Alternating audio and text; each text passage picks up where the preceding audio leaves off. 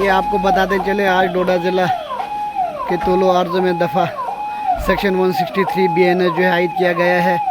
और सुबह सुबह ही पुलिस की जानिब से, इंतज़ामिया की जानिब से ये गुजारिश की गई, लोगों से अपील की गई, ऐलानात किए गए कि आप जो है घरों में रहें। डोडा की हम बात करें, भद्रवा की बात करें, ठाठरी की बात करें, गुंदो भलेसा कहरा की बात करें। ये इस वक्त हम ठाठरी के मकाम पर हैं, जो कि ठाठरी टोन है। यहाँ से पुलिस गश्त कर रही है और लोगों से ये गुजारिश की जा रही है कि आप बिल्कुल घरों में रहें, कोई किसी किस्म की मूवमेंट न करें। आपको बता दें कि कल दिन भर काफ़ी प्रोटेस्ट हुआ था ज़िला डोडा में MLA मेहराज मलिक की गिरफ्तारी को लेकर, जिसके बाद से ये कदम एहतियाती तौर पर उठाए गए।